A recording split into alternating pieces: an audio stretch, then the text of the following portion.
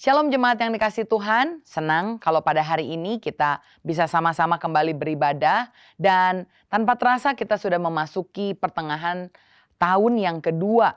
Jadi di bulan Juni ini sebagaimana yang kita tahu biasanya di Indonesia sekolah-sekolah sudah mulai hampir libur untuk mempersiapkan kenaikan kelas. Dan saya mendorong untuk setiap kita lebih banyak terlibat di waktu libur dengan keluarga kita terutama dengan anak-anak sehingga tercipta sebuah suasana yang hangat, yang rukun, dan itu juga pasti mendatangkan berkat dari Tuhan. Karena itulah untuk menyambut hari libur, hari bersama, hari keluarga yang akan datang ini, kita selama 4 minggu ke depan akan membahas firman Tuhan mengenai keluarga. Dan hari ini terkhusus saya mau mengajak setiap dari kita untuk sama-sama merenungkan kebenaran firman Tuhan mengenai hubungan antara pelayanan dan keluarga. Karena itu hari ini judul perenungan kita adalah pelayanan sehat, keluarga kuat.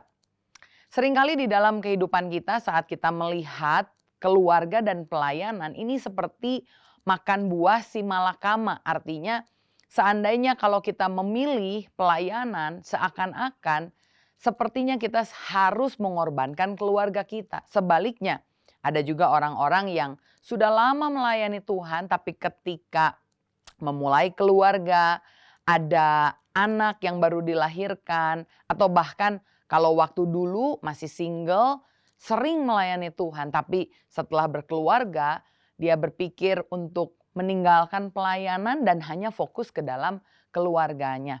Apakah memang harusnya demikian? Mungkin pemikiran seperti itu terwujud karena ada beberapa ketakutan. Kita suka melihat ya terutama contoh-contoh yang terkenal dalam Alkitab bagaimana anak-anak dari orang yang melayani Tuhan justru ditemukan oleh Tuhan tidak berkenan di hadapannya. Saya kasih contoh misalnya ada seorang yang melayani Tuhan namanya Imam Eli. Dia menjadi imam waktu zaman Samuel masih kecil. Dan sebagaimana yang kita tahu, Imam Eli ini mempunyai 2 anak, Hofni dan Pinehas. Hofni dan Pinehas dituliskan menjadi anak imam yang begitu durhaka, begitu tidak sopan, kurang ajar kepada Tuhan. Sehingga pada akhirnya Tuhan tidak memperpanjang umur Hofni dan Pinehas dan juga bahkan keturunan Imam Eli sama sekali dihapuskan dari muka bumi. Karena begitu jahatnya apa yang mereka lakukan menghinakan kekudusan Tuhan. Mereka tidur dengan pelayan, mereka mengambil barang-barang yang harusnya milik Tuhan. Persembahan Tuhan mereka ambil. Sungguh perbuatan yang luar biasa, kejam dan durhaka di hadapan Tuhan. Bagaimana dengan Nabi Samuel? Nabi Samuel juga punya anak, tetapi sayangnya anak Samuel juga mementingkan kekayaan, mementingkan loba, mementingkan upah, mementingkan cuan kalau dengan kata-kata di zaman sekarang. Dan kita melihat sekali lagi, orang tuanya boleh melayani tetapi anak-anaknya sepertinya tidak mengikuti jejaknya. Dan kita mulai berpikir, oh mungkin karena mereka sibuk melayani makanya keluarganya dikorbankan. Bahkan ada satu persekutuan namanya ini persekutuan anak hamba Tuhan. Dan ternyata banyak sekali masalah yang ditimbulkan di antara anak-anak hamba Tuhan ini. Saya dengar sebuah cerita, ada seorang guru sekolah minggu sudah lama melayani Tuhan, tetapi kemudian dia mau berhenti pelayanan. Sampai akhirnya dipanggil oleh gembalanya dan ditanya, "Kenapa kamu mau berhenti pelayanan?" Kemudian pelayan ini terlihat segan untuk mengatakan alasan sebenarnya. Maka dia bilang, oh ya saya sekarang sibuk, saya sedang sekarang merintis usaha baru, saya mau memulai keluarga baru, mau menikah dan sebagainya. Tapi setelah didesak, akhirnya dia mengaku ternyata dia sudah tidak tahan lagi melayani karena ada satu anak yang nakal sekali tidak bisa diatur. Yang membuat dia setiap kali pelayanan dongkol. Ketika didesak dan ditanya, barulah pelayan ini mengaku, iya ini sebenarnya anak Bapak Gembala. Ternyata bapaknya boleh gembala tapi anaknya ini memiliki pemberontakan, memiliki masalah, dan ini sering kali ditemukan di dalam dunia pelayanan yang saya tahu. Karena itulah sekali lagi orang jadi banyak ragu, apakah memang saya melayani kemudian mengorbankan keluarga, ataukah saya meninggalkan pelayanan sekalian sama sekali, lalu saya memilih fokus untuk mendidik keluarga saya. Apakah memang perlu dipilih antara keduanya, ataukah keduanya ini bisa berjalan beriringan? Saya melihat justru ternyata di dalam firman Tuhan ada contoh di mana orang yang melayani, suami istri yang melayani, dan cara mereka melayani adalah pelayanan yang benar, yang sehat, justru bukannya membawa petaka buat keluarganya, tetapi justru membuat keluarga mereka menjadi kuat. Bahkan anaknya dipakai Tuhan secara luar biasa. Karena itulah hari ini kita akan melihat ada 4 teladan yang dilakukan oleh pelayan yang bernama Elisabet dan Zakaria yang kita juga bisa teladani. Dan dari hidupnya kita lihat ternyata Elisabet dan Zakaria ketika mereka melayani Tuhan dengan sepenuh hati, mereka dikaruniai anak yang luar biasa, keturunan ilahi. Dan kita tahu semua nama anak ini adalah Yohanes yang kemudian dikenal sebagai Yohanes Pembaptis yang membaptiskan Tuhan Yesus sendiri. Dan kalau kita lihat 4 hal ini membawa sebuah hasil yang baik. Yohanes ditemukan bukan jadi orang yang kurang ajar, tetapi dia dipakai oleh Tuhan. Bukan hanya membaptiskan Yesus, tetapi mempersiapkan jalan bagi kedatangan Yesus. Membuat, dicatat di dalam Lukas, hati bapak-bapak berbalik kepada anaknya dan hati anak-anak berbalik kepada bapaknya. 4 teladan dari orang tua Yohanes Pembaptis yang kita perlu lihat dan teladani saat kita melayani. Apakah itu? Yang pertama yang saya lihat, Zakaria dan Elisabet ketika melayani, mereka melayani dengan integritas. Di dalam Lukas pasalnya yang pertama ayat yang kelima dikatakan, pada zaman Herodes, Raja Yudea, ada seorang imam yang bernama Zakaria dari rombongan Abia.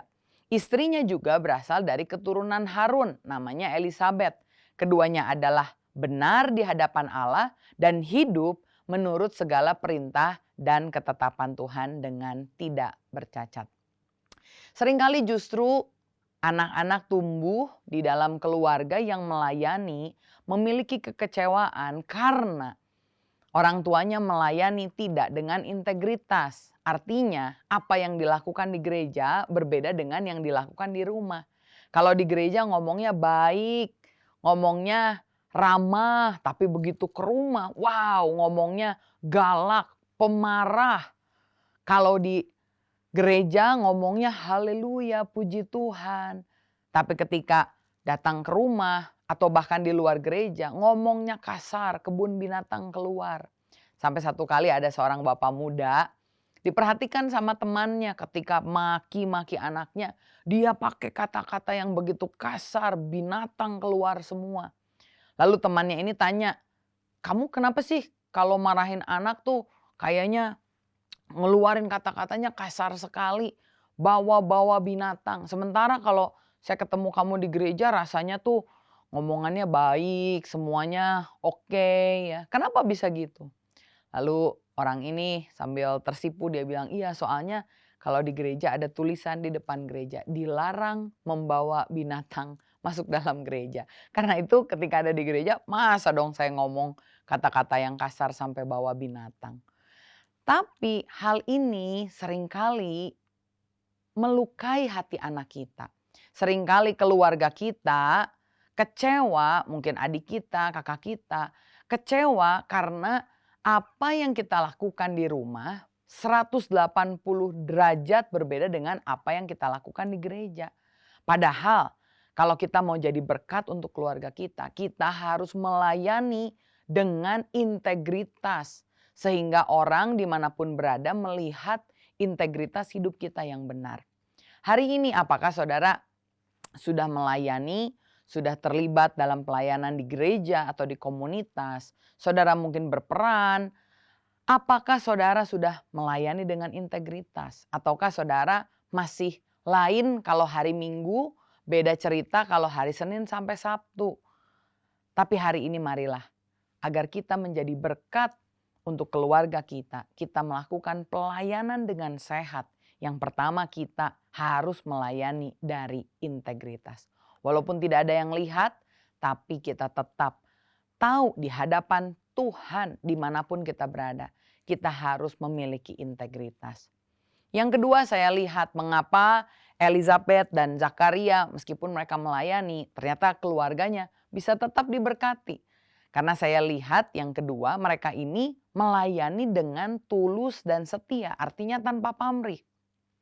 Di dalam Lukas pasalnya yang pertama ayat yang ke-7 dikatakan, tetapi mereka tidak mempunyai anak sebab Elizabeth mandul dan keduanya telah lanjut umurnya. Pada suatu kali waktu tiba giliran rombongannya, Zakaria melakukan tugas keimaman di hadapan Tuhan. Sebab ketika diundi, sebagaimana lazimnya untuk menentukan imam yang bertugas, dialah yang ditunjuk untuk masuk ke dalam bait suci dan membakar ukupan di situ.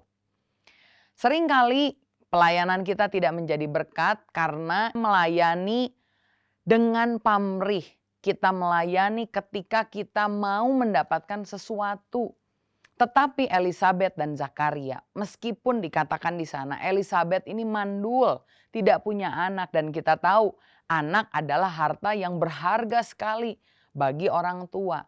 Elizabeth, Zakaria tidak punya anak, mereka pengen punya anak, tapi meskipun Tuhan belum menjawab doa mereka, keinginan hati mereka, mereka tetap melayani Tuhan. Karena itulah kita suka bilang, saya kan melayani sukarela. Kadang-kadang sukarela yang kita maksud itu kalau saya suka, saya rela. Tapi kalau saya udah gak suka, ya saya gak rela. Jadi pamrih di hadapan Tuhan. Saya percaya lama-lama kalau kita punya keinginan melayani dengan sukarela seperti tadi, lama-lama tidak akan jadi sukarela lagi, tapi jadi suka-suka. Kalau saya suka, ya saya melayani. Kalau saya lagi ada butuh sama Tuhan, minta promosi, kenaikan pangkat, minta berkat, saya mau melayani. Karena itu hidup kita bukan hanya tidak berintegritas, tapi orang di sekitar kita bisa melihat, wah kalau ini orang tidak mentuhankan Tuhan beneran nih. Ini orang cuma mau sesuatu dari Tuhan. Apalagi kalau kita di luar sana ketika Tuhan tidak menjawab doa kita, kita malah ngejelek-jelekin Tuhan, ngejelek-jelekin gereja, bilang gak ada mujizat dan lain-lain. Tapi hari ini saya mau saudara untuk mengambil keputusan. Ketika engkau melayani, layani Tuhan dengan tulus hati dan setia. Tanpa pamrih, dan saya percaya keluarga kita bisa melihat ketulusan kita di hadapan Tuhan. Apalagi Tuhan, Tuhan pasti melihat ketulusan kita. Dan ini akan menjadi berkat buat setiap orang yang kita temui. Maukah kita melayani dengan tulus? Ambil keputusannya di hari ini. Yang ketiga, bukan hanya Elizabeth dan Zakaria melayani dengan integritas, melayani dengan tulus, setia tanpa pamrih. Tapi yang ketiga saya lihat pelayanan Zakaria dan Elizabeth ini sehat karena mereka melayani dengan menjaga kehidupan doa. Dikatakan oleh firman Tuhan ayat yang ke-11, maka tampaklah kepada Zakaria seorang malaikat Tuhan berdiri di sebelah kanan mezbah pembakaran ukupan. Melihat ini, ia terkejut dan menjadi takut. Tetapi malaikat itu berkata kepadanya, jangan takut hai Zakaria, sebab doamu telah dikabulkan dan Elizabeth istrimu akan melahirkan seorang anak laki-laki bagimu dan haruslah engkau menamai dia Yohanes. Tahukah saudara bahwa data statistik menunjukkan orang yang menikah itu memiliki kecenderungan untuk bercerai dari survei ini dikatakan 50%. Dan ternyata persentase yang cukup tinggi ini artinya dari dua pasangan yang menikah bisa satu diantaranya itu bercerai. Satu dari dua bercerai. Tetapi kalau orang yang pergi beribadah ke gereja bersama dari 50% statistiknya turun jadi 26%. Itu hampir setengahnya saudara. Jadi misalkan dari 4 pasangan yang menikah, kalau mereka pergi ke gereja, kemungkinannya ada satu yang bercerai. masih cukup tinggi. Tetapi yang luar biasa, persentase ini makin kecil ketika keluarga atau suami istri ini menghabiskan waktu setiap hari berdoa. Dan menurut data ini dikatakan dari 1.500 pasang itu paling yang bercerai ada satu. Artinya persentasenya kecil sekali. Hanya sekitar 0,06% dibandingkan dengan yang tadi. Kenapa? Karena mereka berdoa bersama secara rutin. Dan saya percaya ada quotes yang bilang, "Those who pray together stays together." Mereka yang berdoa bersama-sama akan tetap bersama-sama. Pray together, stays together. Dan ini menunjukkan bahwa pentingnya doa di dalam kehidupan keluarga kita. Apalagi kalau kita melayani, kita harus bukan hanya melayani ketika dilihat orang, berdoa ketika dilihat orang, tetapi kita membangun mesbah keluarga doa kita. Kalau misalkan kita punya masalah, ada pergumulan dan kita tidak berdoa, maka seakan-akan kita mengandalkan kekuatan kita. Tetapi saat kita berdoa, membangun mesbah keluarga di rumah kita, anak-anak kita, keluarga kita, adik kakak, orang tua, sanak saudara, mereka akan melihat ada kuasa supranatural yang mendukung kehidupan kita. Bahkan ditemukan orang yang rajin berdoa, apalagi baca firman setiap hari, memuji menyembah Tuhan. Di dalam hidupnya ada buah-buah roh. Bisa dirasakan kasih, sukacita, damai sejahtera. Dan ini membuat kita berbeda dengan orang-orang yang lain. Karena itu sudahkah kita melayani dengan membangun kehidupan doa kita di rumah kita masing-masing. Saya tahu terkadang pelayanan melelahkan, ada jadwal-jadwal yang harus diambil, waktu yang tersita. Tapi ketika kita melakukan itu sambil kita berdoa, kita melayani bukan dari kelelahan kita. Kita melayani bukan dari kekurangan kita. Tetapi dari apa yang kita punya, kelebihan kita. Artinya kita ketika bersukacita, hati kita meluap dengan sukacita. Sukacita itulah yang kita bawa ketika kita melayani. Sebaliknya ketika kita melayani dengan bersukacita, kita pulang kembali ke rumah memiliki hati yang bersukacita. Saya percaya, those who pray together stays together. Hari ini kalau ada apapun masalah di dalam kehidupan saudara, saudara merasa jauh, saudara mungkin mendoakan anakmu, doakan secara konsisten bersama dengan suami dan istrimu. Dan percaya, walaupun mungkin memakan waktu, tapi sama seperti Zakaria, dia menerima jawaban doanya karena dia tidak pernah berhenti membangun kehidupan doa. Zakaria melayani dengan pelayanan yang sehat, dia melayani dengan integritas, dengan setia, dia melayani sambil menjaga kehidupan doa. Dan yang terakhir saya lihat di ayat firman Tuhan, ternyata Zakaria dan Elisabet ketika mereka melayani dengan pimpinan Roh Kudus. Ayat 14 dikatakan engkau akan bersukacita dan bergembira. Bahkan banyak orang akan bersukacita akan kelahirannya itu. Sebab ia akan besar di hadapan Tuhan dan ia tidak akan minum anggur atau minuman keras. Dan ia akan penuh dengan Roh Kudus mulai dari rahim ibunya. Amin. Ayat ini berbicara tentang Yohanes, anak yang akan dikandung oleh Elisabet. Dan Yohanes ini adalah orang yang begitu dipenuhi dengan Roh Kudus dari kandungan ibunya. Dan saya percaya kalau anak di dalam kandungan itu dipenuhkan oleh Roh Kudus, ibunya juga pasti mengalami jamahan Roh Kudus. Saya percaya Elisabet adalah orang yang diurapi oleh Roh Kudus. Dan kalau kita lihat dari arti namanya, Yohanes ini artinya anugerah dari Allah. Artinya dia adalah anak anugerah. Atau terjemahan yang lain bisa mengartikan Yohanes atau Yohanan ini artinya Allah adalah kelimpahan. Yohanes akhirnya menjadi anak kesukaan dan menjadi nabi yang begitu luar biasa. Dan saya lihat ini menggenapi apa yang dikatakan oleh Yesus. Ketika kita mencari Allah dan kebenarannya, segala hal yang dicari oleh dunia itu akan ditambahkan sebagai bonus kepada kita. Dan saya melihat Yohanes ini diberikan atau diterima oleh Elisabet dan Zakaria sebagai pemberian yang begitu berharga. bukan sebagai beban, tapi sebagai suatu tanggung jawab yang mereka pelihara dengan bantuan Roh Kudus. Saudara perlu pikirkan, Zakaria, Elizabeth dikatakan mandul. Satu kali dikasih anak dan dilahirkan, anak ini besar. Saya bisa membayangkan orang yang sudah lama tidak bisa punya anak, tiba-tiba dikasih anak. Kalau dia tidak mengandalkan Roh Kudus, dipimpin oleh Roh Kudus, maka anaknya ini akan tumbuh menjadi anak yang dimanjakan. Tidak bisa ngapa-ngapain, anak yang bahkan memberontak, membangkang. Tetapi lihat, orang yang melayani Tuhan dengan hati yang benar, sikap yang benar, respon yang benar, meskipun dia ada dalam pelayanan sekalipun, anaknya mereka bisa didik dengan baik karena mereka hidup dipimpin oleh Roh Kudus. Seringkali orang zaman sekarang berkata, oh kita ini harus jadi sahabat anak. Kalau ada anak kita, kita harus jadi sahabat terbaiknya. Ingat saudara, kita kalau orang tua diberikan tanggung jawab anak oleh Tuhan, memang kita harus bersahabat dengan mereka. Tetapi ingat, kita tidak dipanggil untuk menjadi sahabat dari anak-anakmu.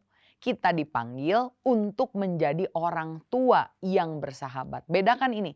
Sahabat itu biasanya menerima apapun juga. Sahabat hanya bisa menegur tapi bukan mendidik. Tapi sebagai orang tua, kita harus melakukan tindakan yang tepat sehingga anak kita, keluarga kita dipimpin benar oleh Roh Kudus. Saya melihat ada 3 as apa yang harus dilakukan orang tua kepada anaknya, dan ini yang dilakukan oleh Zakaria dan Elizabeth kepada Yohanes sehingga Yohanes bisa menggenapi panggilan hidup di dalam hidupnya. Saya yang pertama melihat bahwa Yohanes ini diasuh dengan baik. Artinya dari kecil sampai besar disediakan kebutuhannya dengan baik. Dia mulai dari kecil dipelihara sampai akhirnya menjadi pemuda yang dewasa. Tentu itu tidak terlepas dari pertolongan Zakaria dan Elizabeth. Tapi yang kedua, Zakaria dan Elizabeth juga bukan hanya mengasuh dia, tapi Zakaria dan Elizabeth mengasihi Yohanes. Asuh, asih.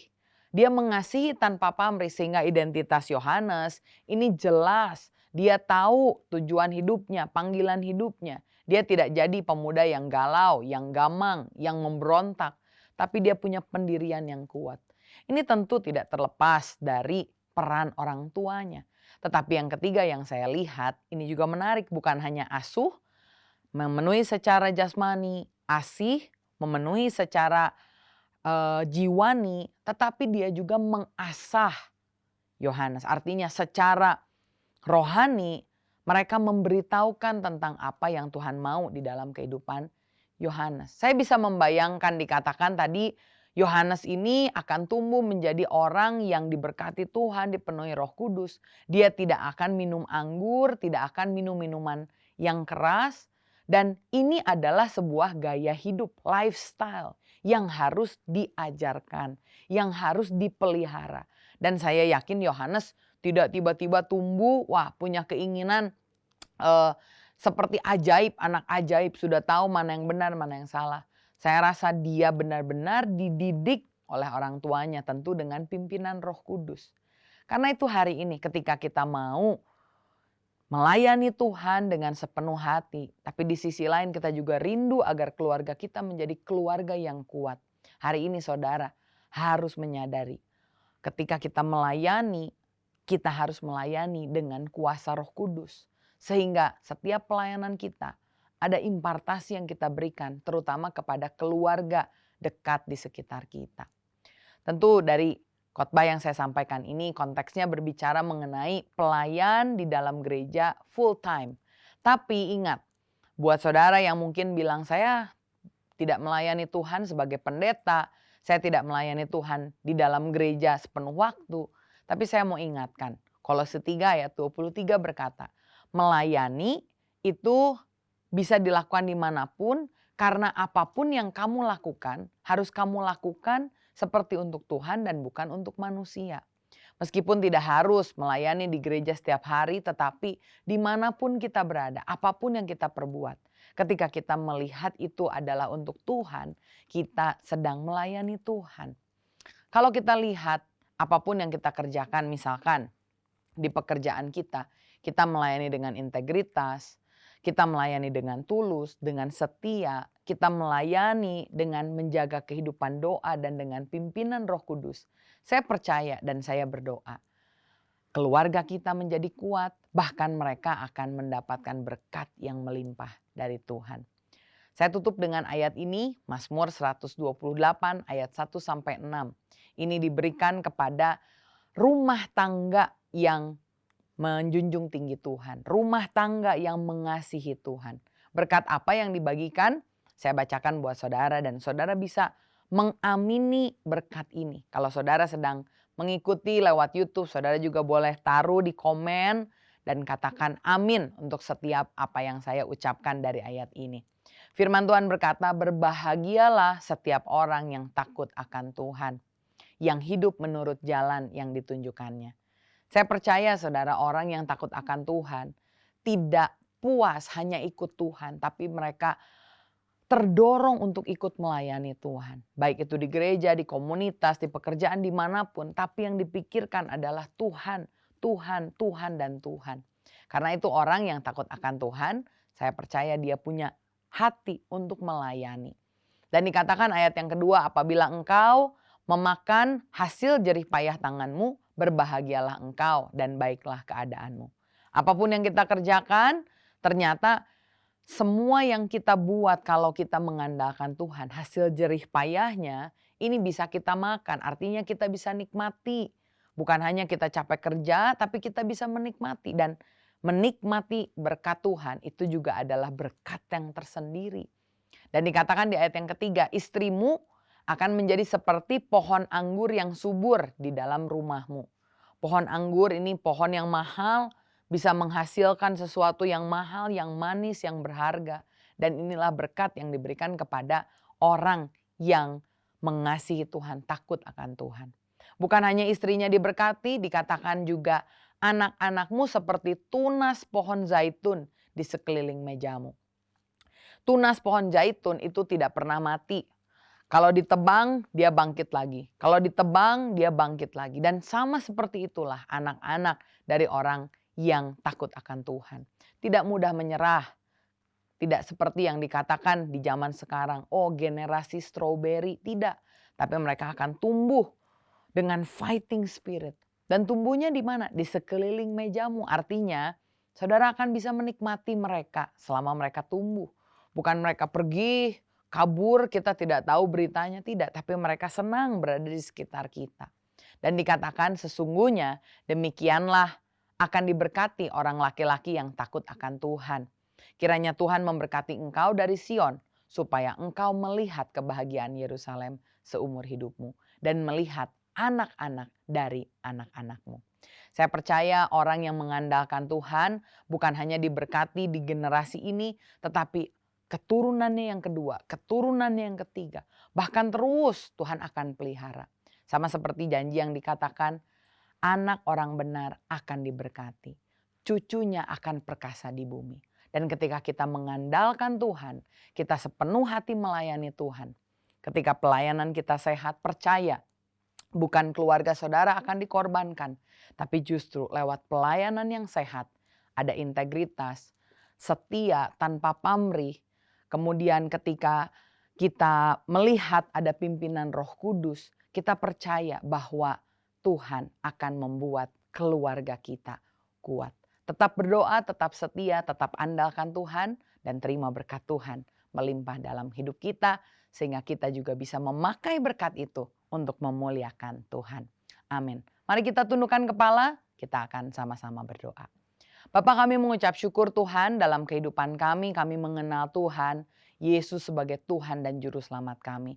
Kami tidak mau hanya berhenti untuk menerima Yesus sebagai Juru Selamat, tapi kami mau mentuhankan Engkau. Artinya Kami mau menaruh Engkau di posisi tertinggi sebagai Raja di dalam kehidupan kami. Biarkan Tuhan kami melayani Engkau dengan setia, dengan semangat Tuhan. Dan kami percaya saat kami mengutamakan Tuhan, maka Engkau yang akan memelihara juga keluarga kami. Lindungi kami, sertai kami ya Roh Kudus, sehingga kami bisa ketika kami melayani, memberikan juga teladan yang baik untuk orang-orang di sekitar kami, keluarga kami, anak kami. Dan kami percaya, sama seperti Engkau memakai Elizabeth dan Zakaria menjadi imam di dalam rumahmu. Ketika mereka melakukan dengan setia, Engkau mengaruniakan Yohanes keturunan ilahi yang juga menyenangkan Tuhan. Dan kami percaya saat kami melakukan hal yang sama, Kau juga akan memberkati keturunan kami, keluarga kami Tuhan, akan memuliakan nama Tuhan. Terima kasih Bapa, materaikan firman ini, sehingga firman ini bisa menjadi kekuatan dan tuntunan untuk kami mengikut Engkau senantiasa. Terima kasih Yesus. Kami alaskan doa ini hanya di dalam nama Tuhan Yesus Kristus. Haleluya. Berkat Allah melimpah. Amin. Tuhan Yesus memberkati.